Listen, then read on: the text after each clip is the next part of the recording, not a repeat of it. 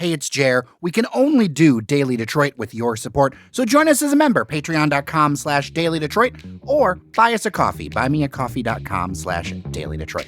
Much appreciated.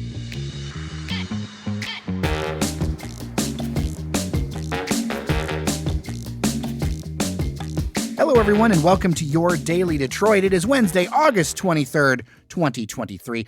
And we have a very full show for you with a very full lineup. I am Jer Stays, sharing what to know and where to go in Metro Detroit. And joining me, of course, Norris Howard, as always. How are you, sir? I'm doing very well. And then we've caught a Fletcher Sharp in here, too. Yeah, I'm here. A wild Fletcher has appeared. You can't catch me with a Pokeball, though. No? I'm an Ultra Ball, baby.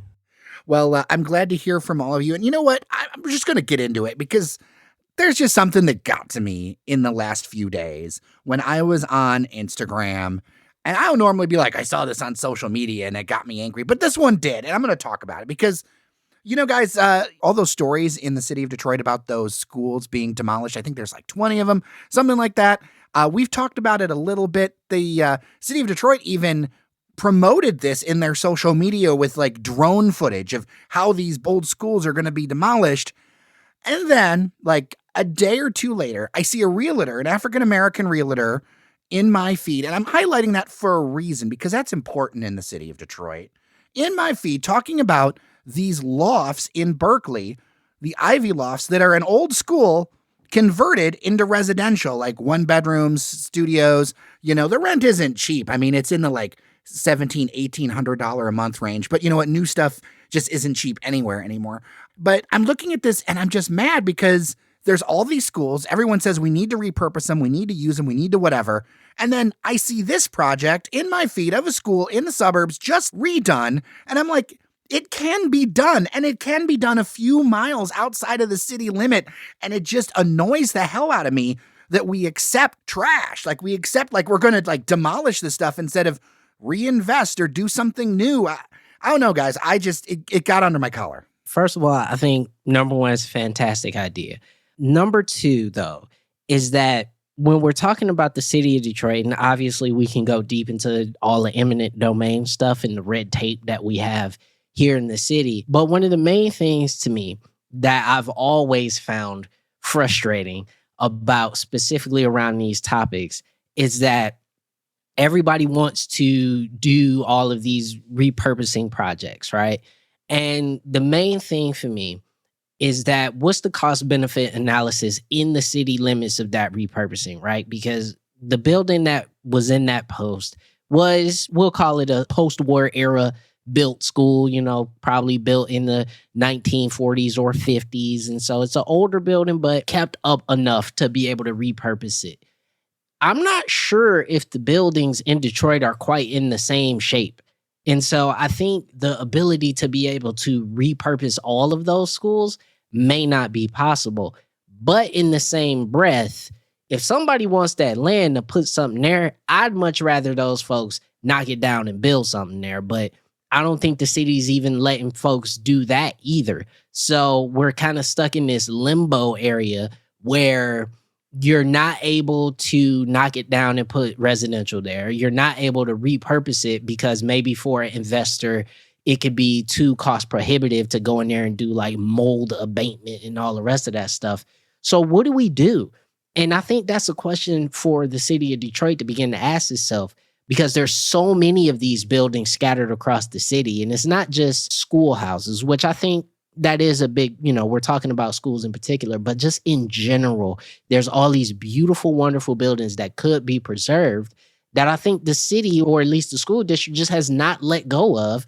And the question I have is why? Why are you not letting go of this land? Why are you not letting go of these buildings? Let somebody do something with them and therefore, you know, potentially get more people into the city. I think part of the reason why people hold on to land like that is they hope that they're going through a downturn. It's like, well, maybe if I hold on to it, something's going to happen and people are going to want to do a bidding war for this. And they don't realize the more they hold on to it, the more it just kind of falls into disrepair. And then they look up and realize like, oh, it's going to, instead of it costing $50,000 to fix this building, now it's $210 because I let it sit. And then instead of, you know, doing something, they just do nothing. And then it just becomes a thing. My reason for having somewhat of an issue with this is the city of Detroit's had a hard time like taking care of like current schools. Like I remember not long ago, Cass had like pictures of students in there who were like pointing to spots that had asbestos, had mold. Of course, they moved to the new Cass, but there are other DPS schools that have had similar issues. So like if they can't take care of that stuff, like I'm fairly certain taking care of buildings that aren't currently being used as schools or for anything else is kind of definitely on the back burner, which is sad. Like you said, you'd like to have the buildings be used for something. You don't want it to just be there. If someone can actually pay and wants to do something with it, like let them be able to do that and do it. But also, money makes everything move. So if someone wants more of it, they're just going to sit there and wait and hope somebody gives them enough so they can give up their building they're not using. But the thing to me then is that's silly because I've never heard of a bidding war for any patch of land in the city of Detroit that's outside of the golden triangle of Corktown, Midtown, downtown. Never heard of that anywhere else in the city. And so I don't even know what sort of history or example that, such landowners would be operating from. I get you. And I definitely agree on the state of current schools because I went to Detroit public schools and it may not have been as bad when I was in school, but there were definitely buildings that were falling apart. Like I visited the old Cass and there was not one building I was more happy to see get knocked down in terms of schools because it was in terrible disrepair. So for me, it was good to see that there was at least some willingness to be able to move past that building and build something new. They did the same for Renaissance. They did the same for Mumford High School on the west side. So there was some willingness to do this in the 2000s, but it just seems like that idea or that sort of drive just isn't there anymore. And obviously there's loss of populations, there's loss of student body that we can talk about, but these schools are just sitting there now and they're not even being knocked down to build larger, better schools where we can let go of some of the older ones and just move all the kids to this one bigger school. You're not even seeing that. The buildings right now are just becoming eyesores and becoming useless. And first of all, more power to this realtor for putting this project together, because I think this is fantastic. And Jer, to your point, to see an African-American realtor be able to do it, especially in Oakland County, is doubly cool.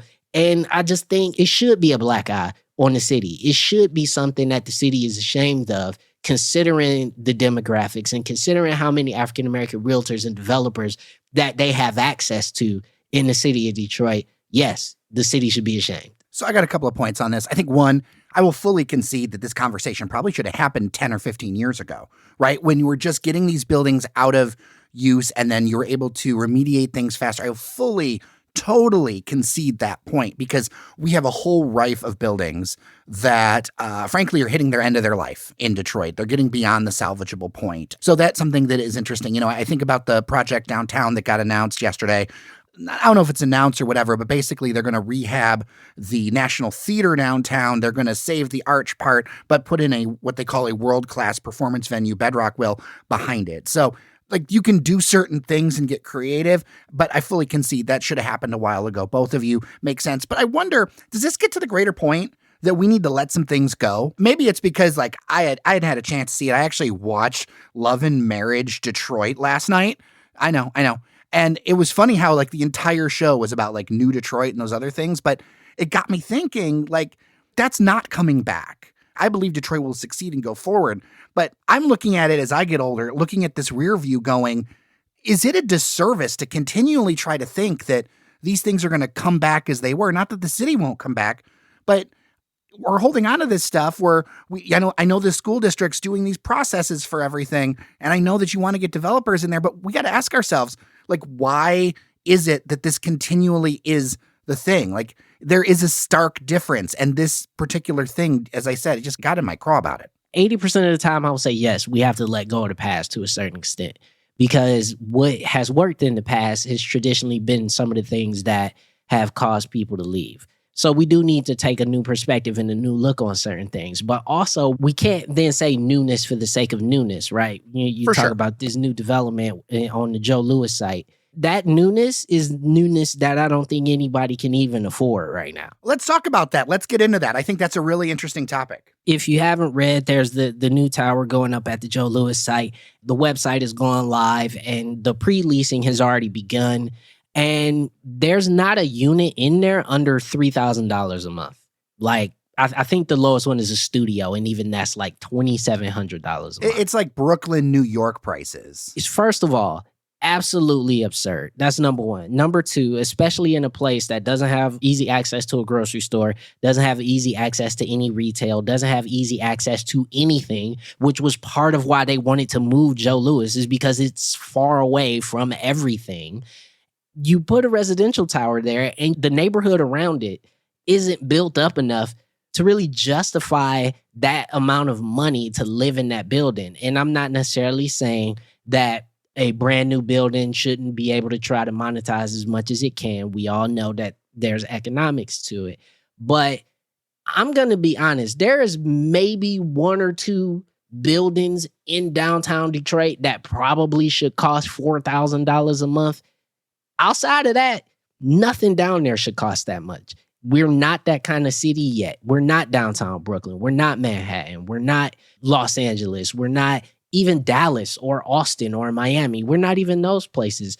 So the question for me, when we're talking about newness and we're talking about new development, it isn't about who is this development for, because I think the racial elements to that are moot when not even majority of white folks could afford that.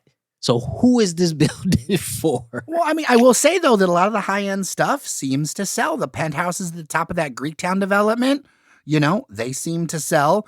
I saw a listing along these lines in Corktown of a townhouse. I think it's over on Leverett, that it's these beautiful old townhouses. I remember them back in the day. They've shined them up a lot, but the listing on them for a 2-bed, 2-bathroom is $3,950 a month. That is still less than some of the 2-bedrooms in this building that we're talking about. 100%. And I see who's going to rent them, like the people who are coming in for some of the new jobs at Ford. And I could see, like, it's a very small market. These aren't a ton of properties. It's a very small market for a luxury thing. But on the other hand, I can't help but seeing where I'm at in my stage of life. And I think a lot of people, you know, I punched in online and it's something like $550,000 mortgage a month that you can afford if you're at like $39.50.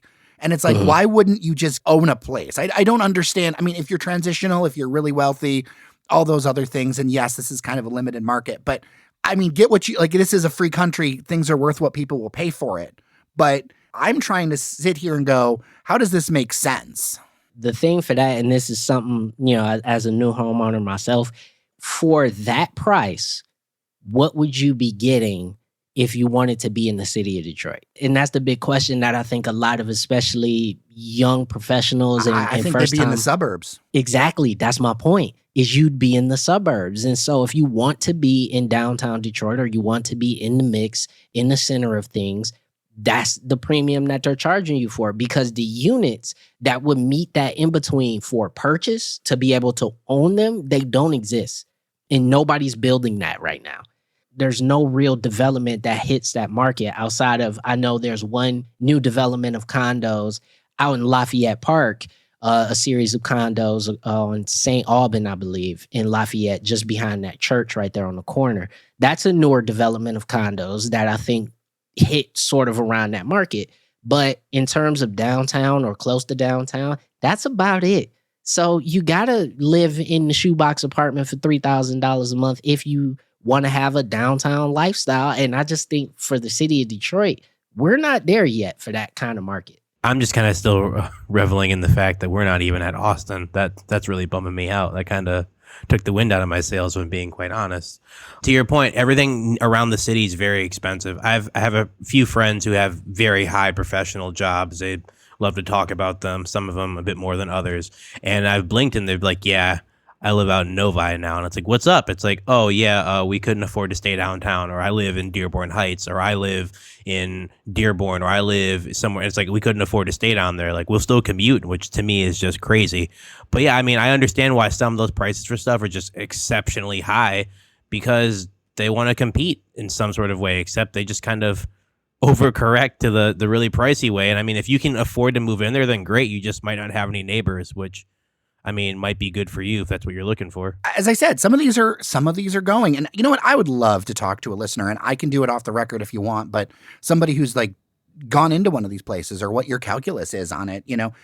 I feel like this kind of development is for like a different level or class of people than I think makes up the majority of Metro Detroit. Like the majority of Metro Detroit still makes like what, 60 some thousand, $65,000 a year. I'm setting aside the city That's numbers. Metro Detroit. Right. That's what I'm saying. It's around 43. Yeah. But when you're talking about these high end things, this is a metro market, right? Like, Yeah. let's just be honest. Like you're deciding between Grosse Pointe and downtown and Birmingham, and you know what I mean? Like this is the rich people market. So I feel like it's high, but maybe it's just I've got my prices set to a different time and place. It's the clout building. Like let's just be honest. There are certain buildings, there are certain addresses that are clout addresses. For me, I'm not sure if we at a level to start to have clout addresses. I'm just not. I don't think we there yet. Do you think Detroit is at the level for clout addresses? dailydetroit@gmail.com, 313-789-3211.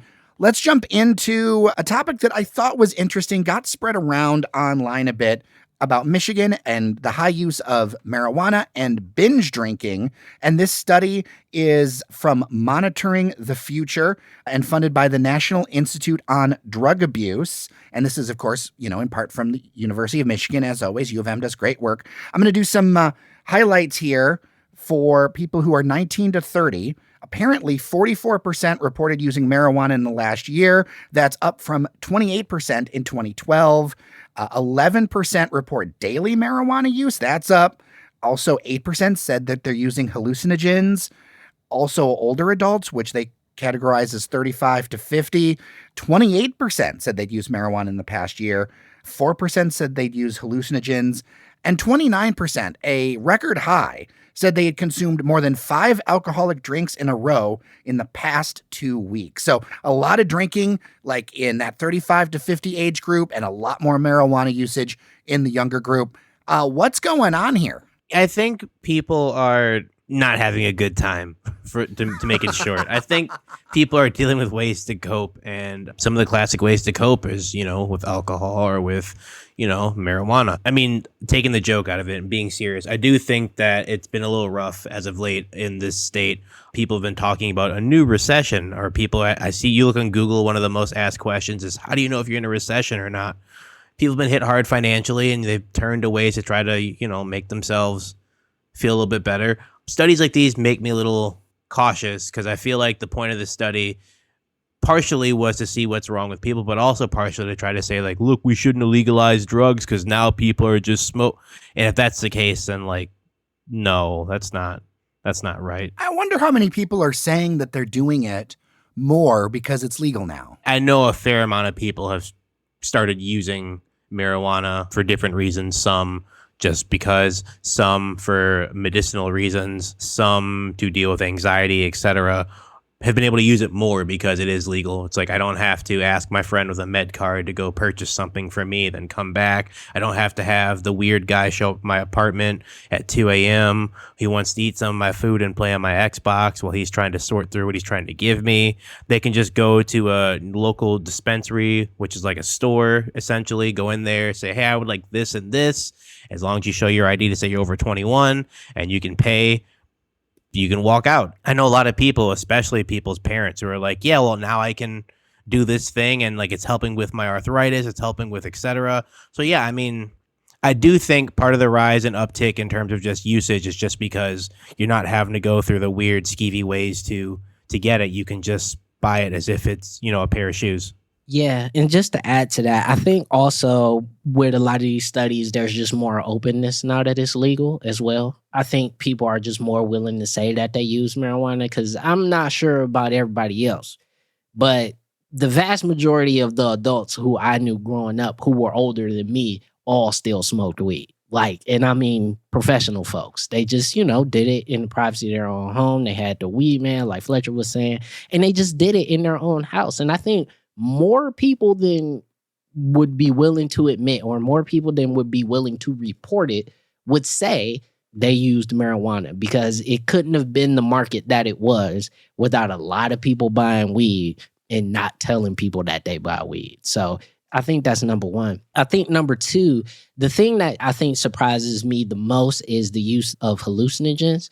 I think obviously drug use has always been a thing in the human experience, but I think, legalizing hallucinogens is really interesting, because I haven't even necessarily heard of people having a major desire, and this is anecdotal, I'll be honest, of having a desire to do hallucinogens.